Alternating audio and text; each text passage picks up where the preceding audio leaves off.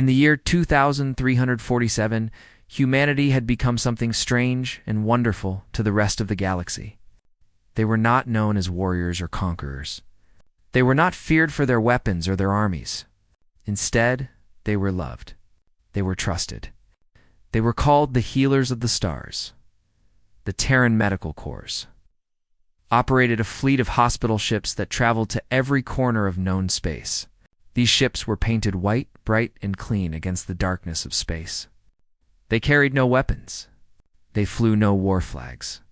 On every hull, words were carved in 100 different languages.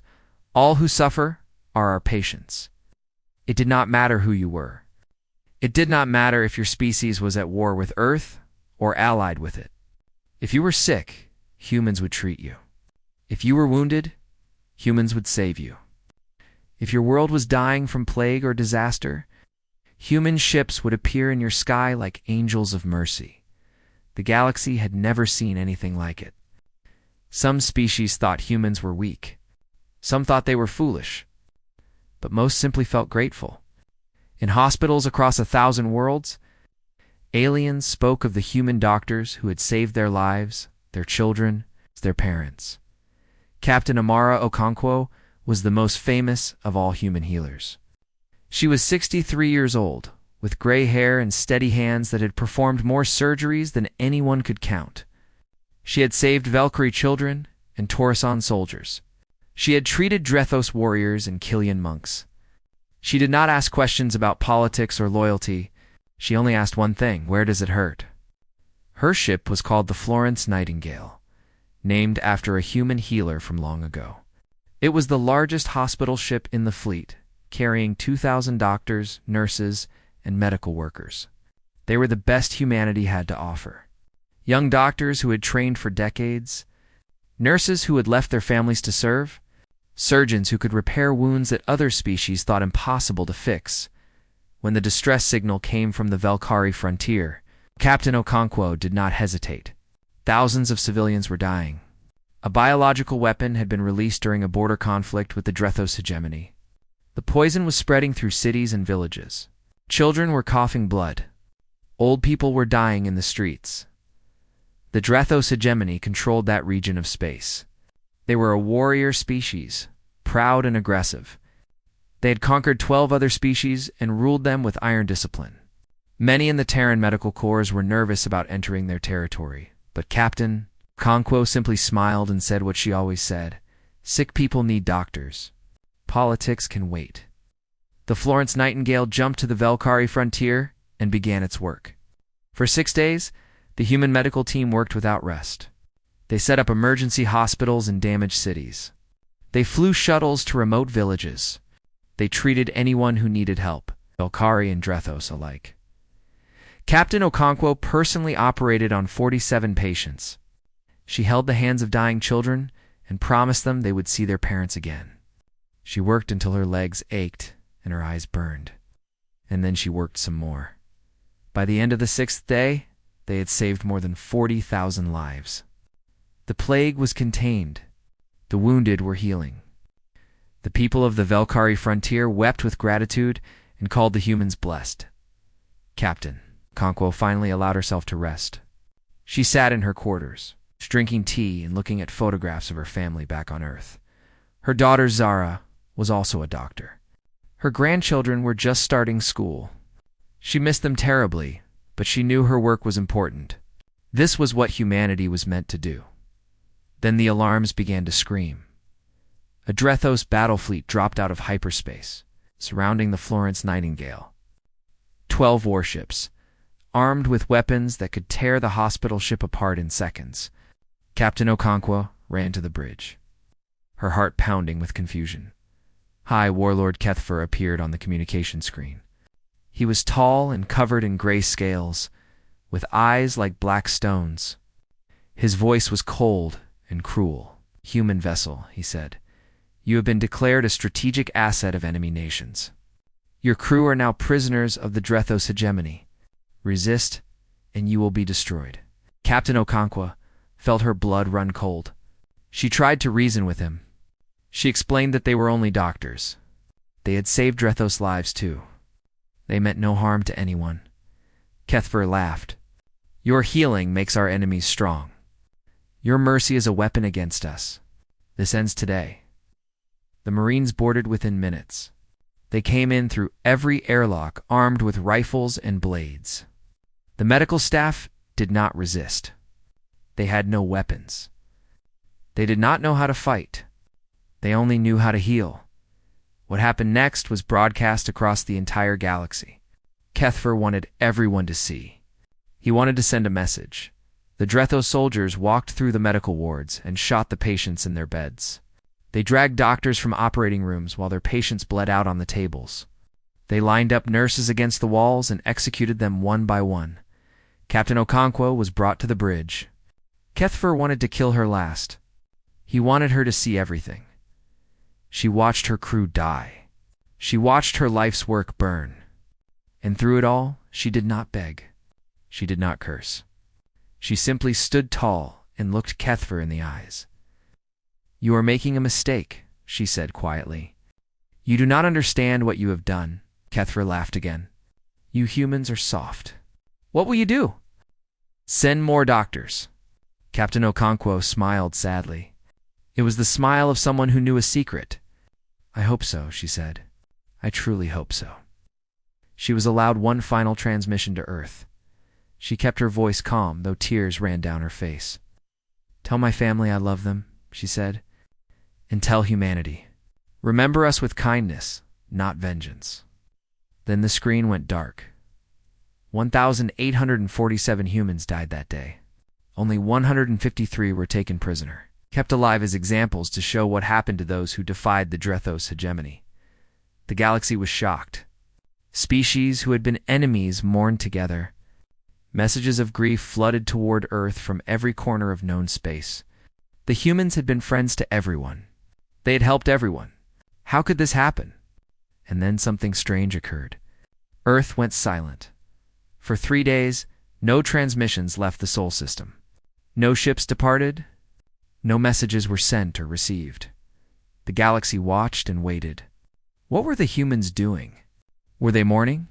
Were they afraid? Some species sent messages of support. Some offered military assistance. The Drethos hegemony sent a mocking broadcast, daring the humans to respond. But Earth said nothing. The silence stretched on. Deep and heavy and somehow terrible, ancient species who had watched humanity since their first steps into space began to feel something. They had not felt in millennia. They felt afraid. Not of the Drethos. Not of the silence. They were afraid of what would happen when the silence ended, deep beneath the mountains of Earth. In bunkers that had not been opened for 200 years, lights began to flicker on. Dust fell from ancient machines as they hummed to life. Computer screens glowed in the darkness, displaying maps and weapons and plans that had waited patiently for this moment. In orbit around Mars, hidden inside hollow asteroids, engines that had slumbered for generations began to warm. Ships that no one knew existed started their power-up sequences. Their hulls were not white like the hospital ships. They were painted in colors of bone and blood. On Luna, on Titan, on stations scattered throughout the solar system. Veterans received a message. It contained only one word, recalled. Men and women who had lived quiet lives as farmers and teachers and shopkeepers put down their tools. They kissed their families goodbye. They boarded shuttles and flew to locations that did not appear on any map. The galaxy knew. Humanity is healers because humanity had chosen to be known that way. But the galaxy did not know why humanity had made that choice. 200 years ago, humanity had nearly destroyed itself. The Terran unification wars had burned across Earth and the colonies for 30 terrible years. Humans had created weapons of such power that entire continents became uninhabitable. They had built soldiers so deadly that a single squad could conquer a city. They had learned the art of war so completely that they almost forgot how to do anything else. When the wars finally ended, humanity looked at what it had done and felt ashamed. They had come so close to extinction. They had turned themselves into monsters, so they made a promise. They would seal away their warships. They would disband their armies. They would take their knowledge of destruction and lock it in the deepest vaults. Instead of conquering the stars, they would heal them. But they never forgot what they were capable of. They never destroyed their weapons. They never erased their battle plans. They simply put them aside, hoping they would never be needed again. The Terran Strategic Defense Initiative had one simple doctrine. If humanity was ever attacked without cause, if the innocent were ever targeted, the response would be complete. Not measured, not proportional. Complete Admiral Yuki Tanaka was 73 years old. She had white hair and a face lined with years of wisdom. She had been the youngest admiral in human history. During the final years of the Unification Wars, she had commanded fleets that could shatter moons. She had ordered strikes that had ended civilizations. When peace came, she had gladly retired. She became a gardener. She grew roses and wrote poetry and tried to forget the things she had done. For 200 years, she lived a quiet life. Then the message came, and she knew her peace was over. She stood on the bridge of the Redemption, the flagship of the First Resurrection Fleet around her. Officers who had trained in secret for their entire lives waited for her orders. They were young, but they had been taught by veterans. They knew what these ships could do. "Status report," Admiral Tanaka said. "All systems online, Admiral. The fleet is ready." She looked at the display screens. 47 capital ships, 200 support vessels, fighters and bombers and landing craft. Weapons that the galaxy had never seen and could not imagine. This was the first Resurrection Fleet. This was what humanity had kept hidden for 2 centuries. This was the darkness they had buried so they could walk in the light, and now the darkness was awake.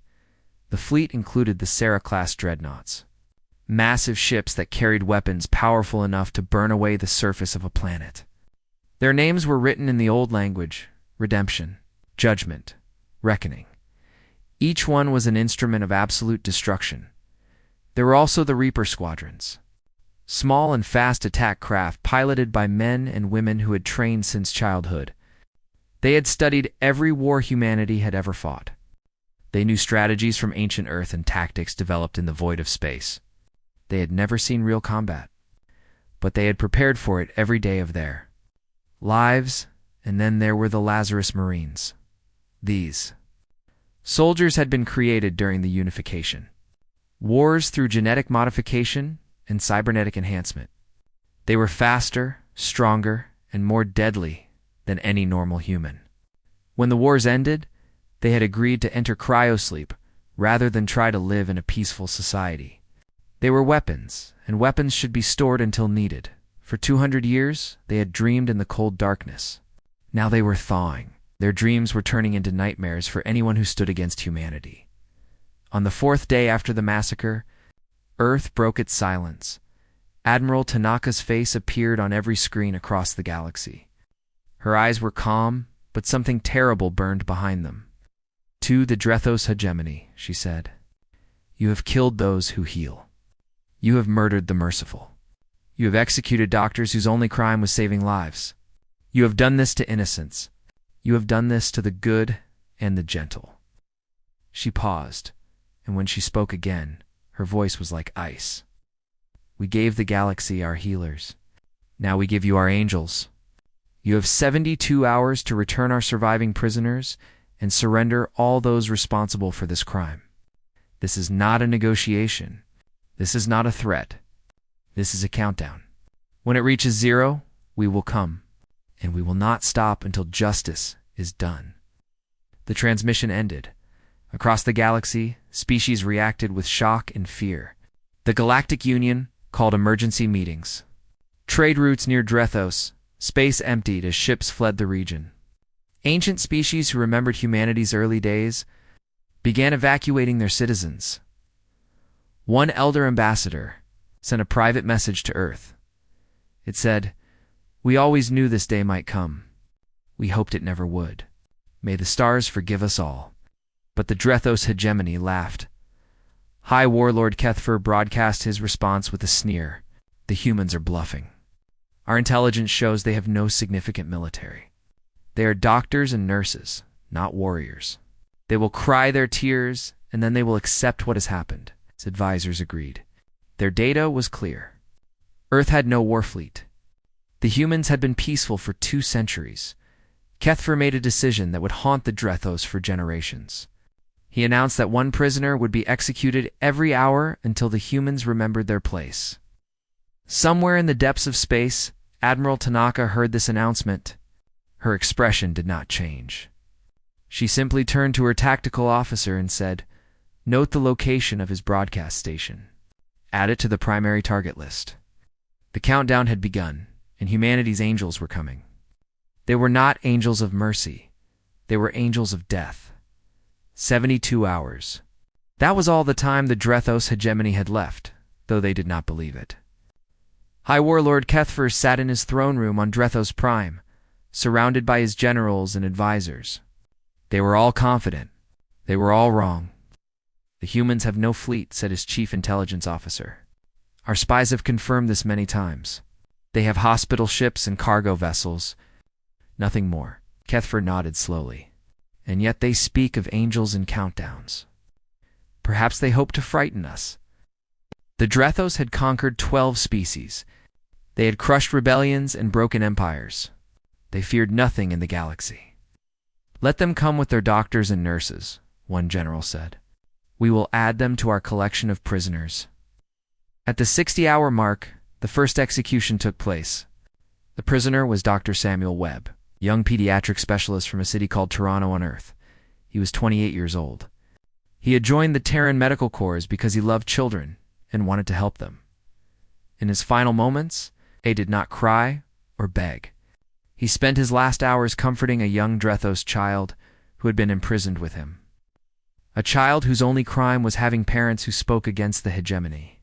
He told the boy stories and made him laugh. When the guards came for him, he simply smiled and said goodbye. The execution was broadcast across the galaxy. Kethfer wanted everyone to see. He wanted to prove that humans were weak, that they would die quietly like the cowards he believed them to be. On the bridge of the Redemption, Admiral Tanaka watched. Her officers saw something change in her eyes. It was not anger. It was something colder, something final.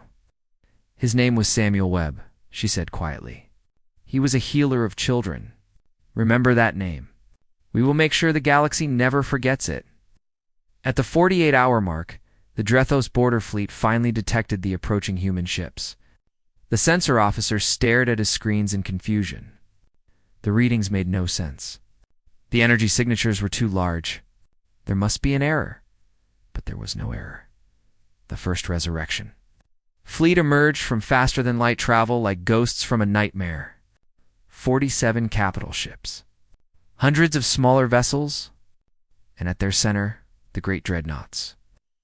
Their weapons already warming. Warlord Kethfer received the sensor data in his throne room. For the first time, he felt a cold finger of doubt touch his heart. Where had these ships come from? How had the humans hidden such a force? But he pushed the doubt aside. Numbers did not matter. Drethos warriors were the finest in the galaxy. They would crush these humans just as they had crushed everyone else. "Send the border fleet to intercept," he ordered. "Show these humans what happens to those who challenge us." 47 Drethos warships moved to block the human advance. They were powerful vessels, armed with plasma cannons and missile batteries. Their crews were experienced veterans who had fought in dozens of campaigns. The battle lasted 11 minutes. The Drethos ships fired everything they had. Missiles streaked through space. Plasma bolts lit up the darkness. Enough firepower to destroy a small moon flew toward the human fleet. The human ships did not slow down. They did not even try to dodge. Their shields, developed in secret over 2 centuries, simply absorbed or deflected every attack. The Drethos weapons were like rain against a mountain. Then the human ships returned fire. The Seraph. Dreadnoughts opened their main batteries. Beams of pure destruction cut through space faster than thought. Drethos ships did not explode. They simply ceased to exist, vaporized in an instant. In 11 minutes, the entire Drethos border fleet was gone. Not one human vessel had been scratched. At the 36-hour mark, panic began to spread through the hegemony. Reports of the battle reached Drethos Prime, and suddenly Kethfer's generals were not laughing anymore. They had never seen weapons like this. They had never faced an enemy who could destroy them so icily. Kethfer ordered a full mobilization. Every warship in the hegemony was recalled to defend the homeworld. 300 vessels gathered in orbit around Drethos Prime, forming a defensive wall that should have been unbreakable. One of his advisors, a younger officer with more sense than the others, quietly suggested surrendering the prisoners and the war criminals responsible for the massacre. Perhaps the humans will accept justice instead of destruction, he said. Kethfer had him executed for cowardice. Humans are soft, he insisted, though his voice was not as steady as before. They will break before they reach us. They must. At the 24-hour mark, the human fleet entered the Drethos home system. They passed the outer planets and then stopped. They simply hung in space. Waiting, Admiral Tanaka broadcast a message that every Drethos citizen heard. "We are giving your civilians time to evacuate," she said. "Our fight is not with farmers or children or those who opposed this crime. Any civilian vessel may leave safely. You have 12 hours. This was not what Kethfer expected. Enemies did not give warnings. Enemies did not care about civilians. What were the humans doing? Millions of Drethos citizens fled. They packed onto any ship they could find and scattered into space. Kethfer tried to stop them, calling them cowards and traitors. But his military was too busy preparing defenses to enforce his orders. For 12 hours, the human fleet waited while civilians escaped. They did not fire a single shot. They did not advance a single kilometer. At the 1-hour mark, the final prisoner was executed. Her name was Nurse Alina Vasquez, a woman of 60 who had spent her entire career serving others. She had been the head nurse on the Florence Nightingale. Beloved by patients and staff alike, Kethfer broadcast her death with a triumphant sneer. "Your countdown is over, humans," he shouted at the camera. "Where is your vengeance? Where are your angels of death? You are weak. You are nothing." Admiral Tanaka's response came through every speaker on Drethos Prime. Her voice was calm and terrible. "It is here." The first resurrection fleet began to move. 300 Drethos warships opened fire with everything they had. The space between the fleets filled with missiles and plasma and particle beams. Enough firepower to crack moons flew toward the advancing humans. The human shields held. The human ships did not slow. Admiral Tanaka stood on her bridge, watching the Drethos throw everything they had against her fleet. Her expression did not change. She felt no joy in what was about to happen. She felt only the cold weight of necessity. "All ships," she said quietly. "Begin primary assault. Target military installations only. Spare civilian areas. Show them who we are." The angels of death had arrived, and the reckoning was about to begin. The Battle of Drethos. Prime would be studied by military academies across the galaxy for centuries to come. But they would not study it for its complexity or its clever tactics. They would study it for its terrifying efficiency. 300. Drethos warships formed a defensive sphere around their homeworld. They had missiles and plasma cannons and particle beam weapons. They had shields and armor and experienced crews. On paper, they were a formidable force. On paper, they should have lasted at least a few hours. They lasted 23 minutes. The human fleet advanced through the wall of fire like it was nothing. Every missile was intercepted or deflected.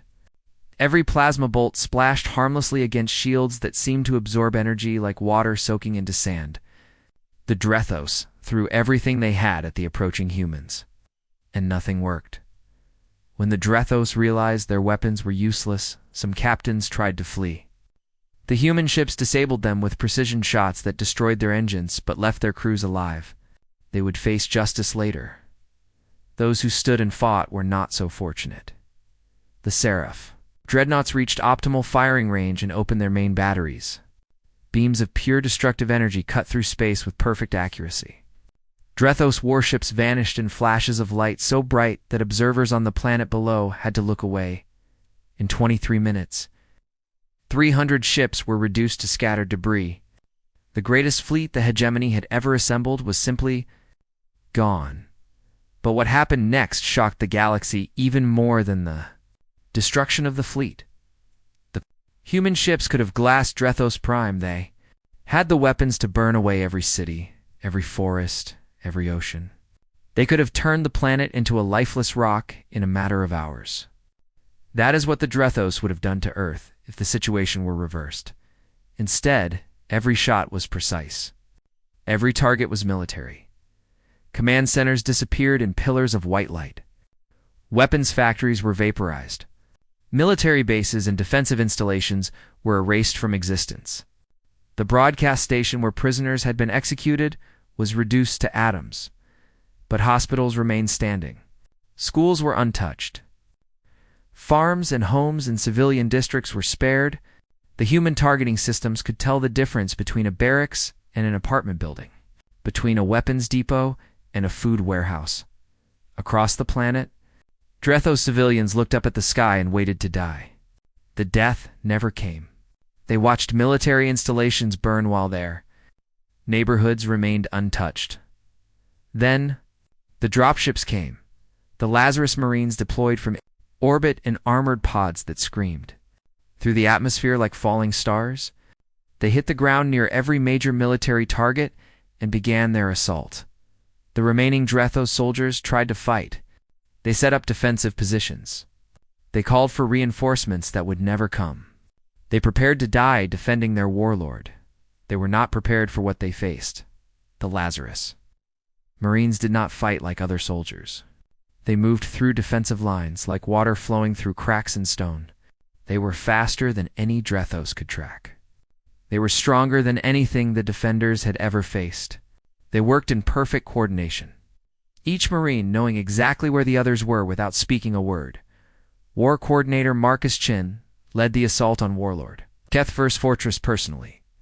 He was 42 years old, with scars on his face from training accidents and eyes that had seen every horror of war and simulation. He had never killed before today. He found that he took no pleasure in it. His squad moved through the outer defenses in minutes. Drethos soldiers fell before they could even aim their weapons. But whenever an enemy surrendered, Chen ordered his Marines to stop. "Secure them and move on," he would say. "They are prisoners now." A young Drethos officer threw down his weapon and raised his hands, his eyes wide with terror. He expected to be shot immediately. That was what Drethos forces did to prisoners. Instead, Chen simply nodded to him. "You will be treated according to the laws of war," he said. "Food, water, medical attention, if you need it. You will face fair judgment for any crimes you have committed." "Why?"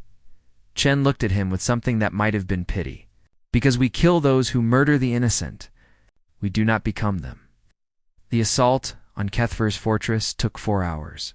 It was the most heavily defended structure on the planet, built to withstand orbital bombardment and ground assault alike. 2,000 of the warlord's personal guard defended it. The Lazarus Marines lost 17 soldiers. The Drethos lost everyone who refused to surrender. They found Kethver in the deepest bunker, surrounded by the last of his guards. When the Marines blasted through the final door, he was sitting on a small throne, trying to look dignified. His hands were shaking. He expected the humans to tear him apart. He expected to be tortured, mutilated, made an example of. That was what he would have done. Instead, a Marine calmly approached him and spoke in a flat voice. "Hi, Warlord Kethver. You are under arrest for crimes against sentient beings. You have the right to legal representation. You will be treated humanely until your trial. Do you understand?" Kethver understood nothing.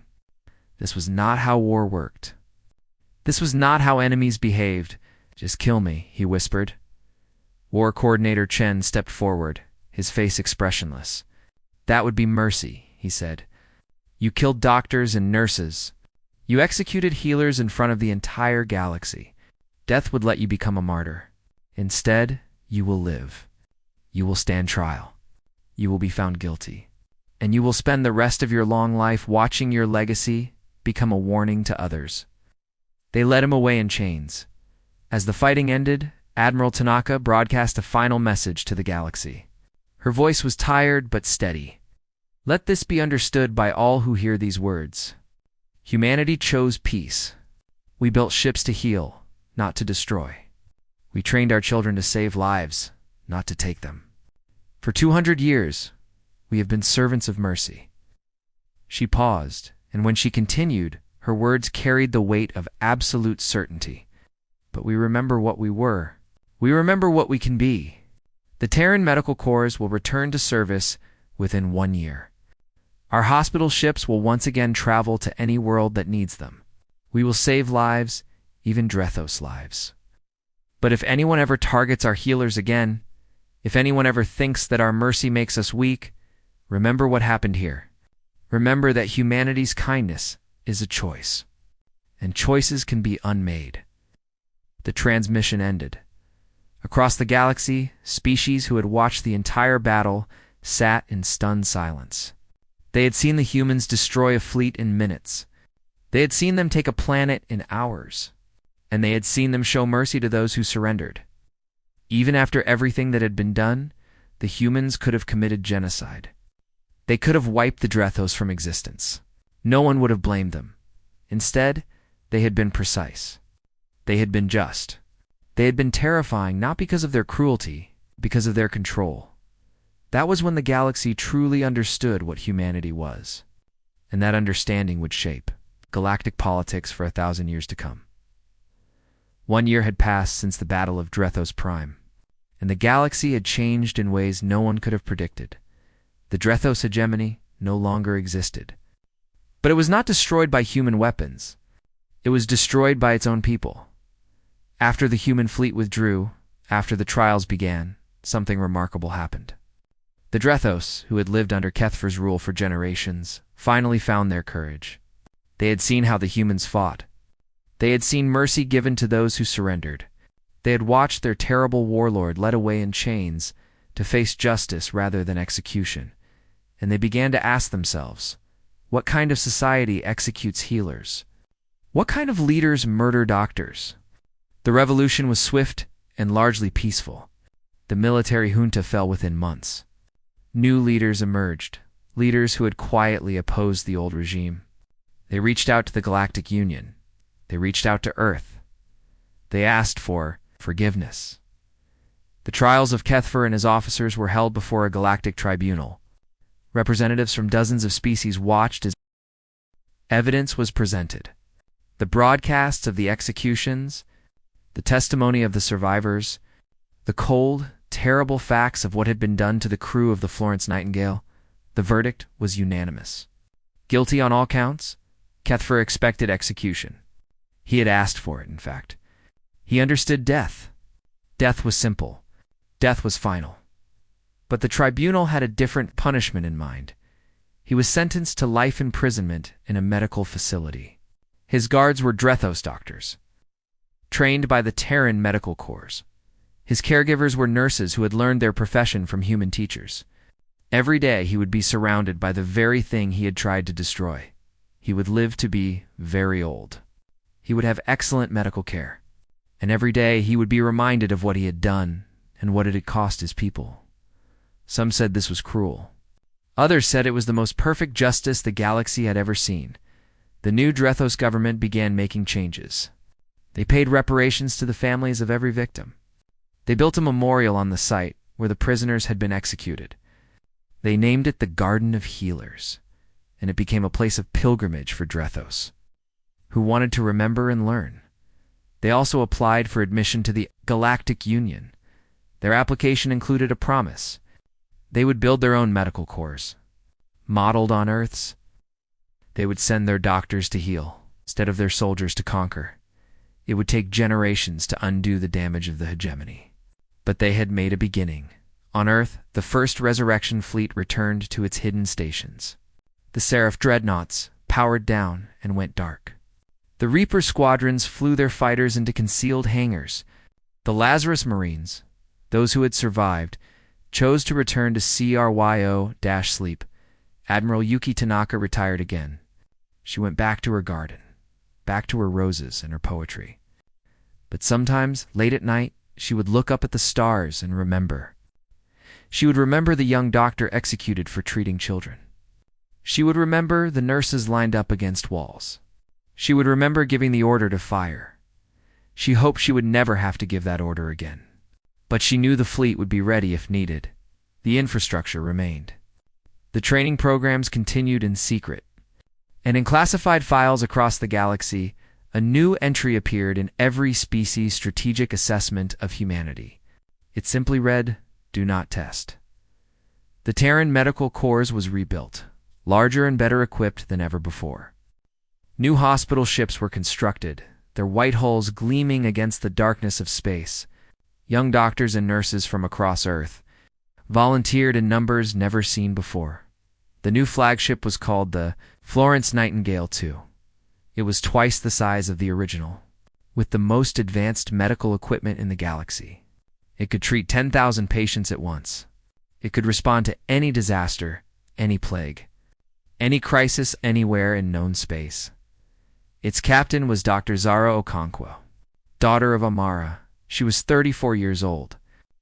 With her mother's steady hands and her mother's unshakable calm, she had applied for the position the day after the war ended. No one else was even considered. At the launching ceremony, she stood before a crowd of thousands. Humans and aliens alike had come to watch. Drethos diplomats stood in the front row, their heads bowed in respect. Zara spoke quietly, but her words carried across the silent gathering. My mother believed that healing was humanity's highest calling. She spent her life saving others, and she died because she would not stop. She was murdered for the crime of showing mercy to those in need. She paused, looking out at the faces before her. But my mother also knew something that her killers did not understand. She knew that to protect the healers, sometimes you need warriors. She knew that humanity carries both within itself.